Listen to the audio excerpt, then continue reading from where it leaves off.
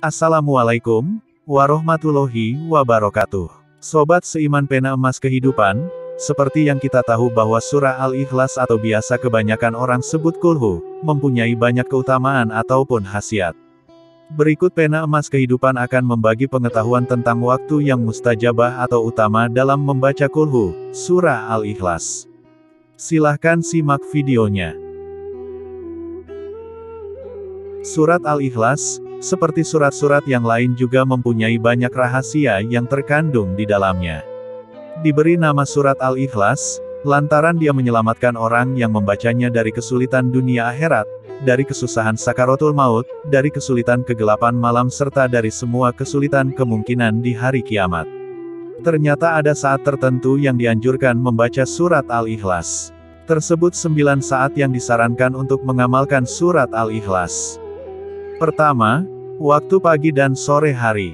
Saat malam hujan lagi gelap gulita, kami keluar mencari Rasulullah Shallallahu Alaihi Wasallam untuk sholat bersama kami. Lantas kami menemukannya. Beliau bersabda, "Apakah kalian sudah sholat?" Tetapi sedikitpun saya tak berbicara. Beliau bersabda, "Katakanlah." Tetapi sedikit juga saya tak berkata-kata. Beliau bersabda, "Katakanlah." Tetapi sedikit juga saya tak berbicara. Lalu beliau bersabda, "Katakanlah." Sampai saya berkata, "Wahai Rasulullah, apa yang perlu saya katakan?" Rasulullah Shallallahu Alaihi Wasallam bersabda, "Katakanlah, bacalah surat Qul Huwallahu Ahad, dan Qul A'udzu Birabbinas, dan Qul A'udzu Birabbil Falaq, saat sore serta pagi sebanyak 3 kali, jadi dengan ayat-ayat ini akan mencukupkanmu, menjagamu, dari semua keburukan." Hadis riwayat Abu Daud nomor 5082 serta An-Nasai, nomor 5428. Syaikh Al-Albani mengatakan kalau hadits ini hasan. Kedua, sebelum tidur, Nabi Shallallahu Alaihi Wasallam saat ada di tempat tidur di setiap malam, beliau menghimpun kedua telapak tangannya lalu kedua telapak tangan itu ditiup, serta dibacakan, Qul Huwallahu Ahad, surat Al-Ikhlas, Qul A'udzu Birabbil Falaq, surat Al-Falaq, serta Qul A'udzu Birabbin Nas, surat An-Nas.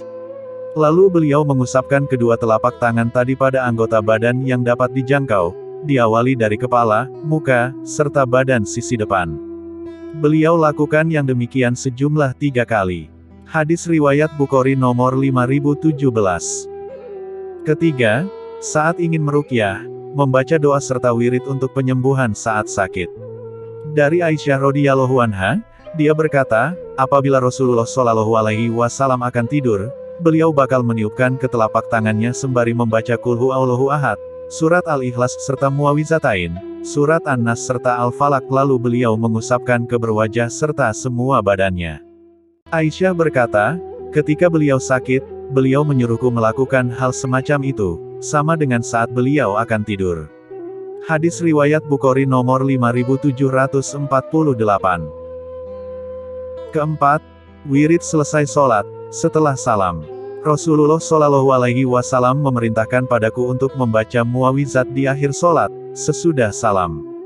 Hadis riwayat An-Nasai nomor 1336, serta Abu Daud nomor 1523. Syekh Al-Albani menyampaikan kalau hadis ini sahih.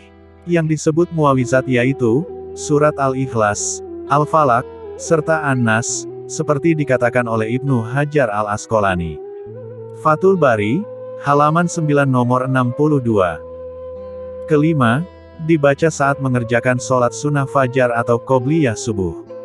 Sebaik-baik surat yang dibaca saat 2 rakaat qobliyah subuh yaitu Qul Huwallahu Ahad, surat Al-Ikhlas serta Qul Ya Ayyuhal Kafirun, surat Al-Kafirun. Hadis riwayat Ibnu Huzaimah halaman 4 nomor 273.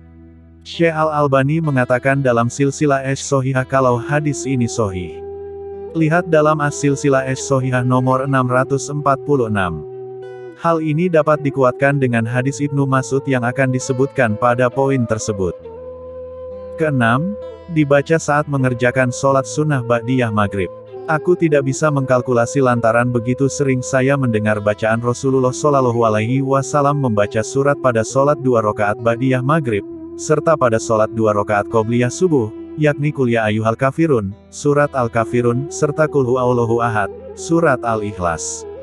Hadis riwayat Tirmidzi nomor 431. Syekh Al-Albani mengatakan kalau hadis ini hasan, sahih. Ketujuh, dibaca saat mengerjakan sholat witir 3 rakaat.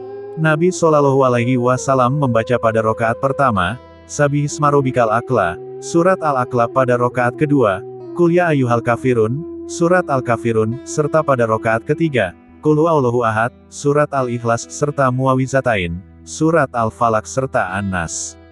Hadis riwayat An-Nasai nomor 1699, dan Tirmidzi nomor 463, serta Ahmad halaman 6 nomor 227. Kedelapan, dibaca saat mengerjakan sholat maghrib. Sholat harus pada malam Jumat. Nabi Shallallahu Alaihi Wasallam biasa saat salat maghrib pada malam Jumat membaca Qul Ya Ayyuhal Kafirun, serta Qul Huwallahu Ahad. Syekh Al-Albani dalam Takrij, Misikatul Masobih nomor 812, mengatakan kalau sanad hadis ini sahih. Kesembilan, saat sholat 2 rakaat di belakang makom Ibrahim sesudah tawaf. Lantas Nabi Shallallahu Alaihi Wasallam jadikan makom Ibrahim pada dirinya, serta Ka'bah, lantas beliau laksanakan sholat 2 rakaat. Dalam 2 rakaat itu, beliau membaca Qul Huwallahu Ahad, surat Al-Ikhlas serta Qul Ya Ayyuhal Kafirun, surat Al-Kafirun. Dalam kisah yang lain disebutkan, beliau membaca Qul Ya Ayyuhal Kafirun, surat Al-Kafirun, serta Qul Huwallahu Ahad, surat Al-Ikhlas. Dijelaskan oleh Syekh Al-Albani dalam Hajatun Nabi Shallallahu Alaihi Wasallam, halaman 56. Perlu dipahami, walau ada saran 9 saat atau waktu yang disebutkan tadi, dalam membaca surat Al-Ikhlas tidaklah terpaku pada 9 saat tersebut. Di mana juga kapanpun waktunya bisa membaca surat Al-Ikhlas sebagai bentuk zikir kepada Allah Subhanahu wa Ta'ala. Wallahu a'lam bishawab. Sobat seiman pena emas kehidupan, demikian video tentang 9 waktu yang utama dalam membaca surah Al-Ikhlas. Semoga bermanfaat untuk sobat seiman sekalian. Jangan lupa subscribe channel ini, agar tidak ketinggalan video-video selanjutnya, dan juga jangan lupa like dan share, agar bermanfaat untuk sobat yang lainnya. Terima kasih. Wassalamualaikum warahmatullahi wabarakatuh.